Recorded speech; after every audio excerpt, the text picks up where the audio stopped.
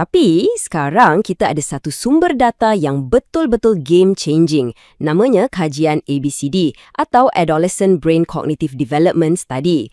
Ini adalah satu projek gergasi di Amerika Syarikat yang menjejaki hampir 12,000 orang belia untuk tempoh yang lama. Ia kajian terbesar seumpamanya di sana. Para penyelidik bukan je imbas otak mereka secara berkala, tapi kumpul juga data pasal tingkah laku, kesihatan mental dan macam-macam lagi.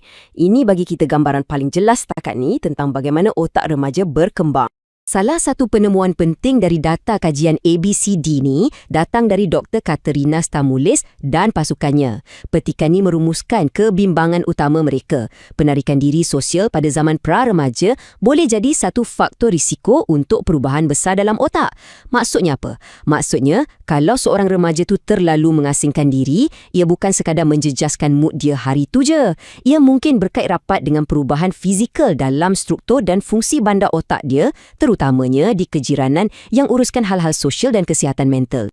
Jadi, apa sebenarnya yang mereka jumpa? Dalam otak pra-remaja yang lebih banyak menarik diri, mereka nampak perbezaan yang boleh diukur. Contohnya, gyrus temporal superior, kawasan yang bantu kita baca ekspresi muka dan bahasa badan, menunjukkan perbezaan. Cortex cingulate anterior, pusat kawalan emosi kita tadi, nampak kurang matang berbanding kawan-kawan mereka yang lebih sosial. Dan yang menariknya, kesan ini bukan setakat pada litas sosial je. Rangkaian otak yang lebih umum yang kita guna untuk fokus dan buat keputusan pun nampak kurang bersepadu. Okey, berhenti sekejap. Ini satu amaran yang sangat penting. Apa yang kajian ni tunjukkan ialah korelasi atau kaitan. Ia beritahu kita yang dua benda ni, menarik diri dan perbezaan otak, berlaku serentak. Tapi, ia tak buktikan yang satu menyebabkan satu lagi. Hubungan ni jauh lebih rumit. Dan kalau kita buat kesimpulan mudah, kita mungkin tersilap besar. Ini macam teka-teki klasik. Ayam ke telur dulu? Sebab akibatnya boleh jadi satu kitaran.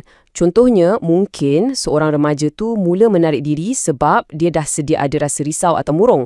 Lepas tu, sebab dia menarik diri, dia kurang dapat latihan sosial.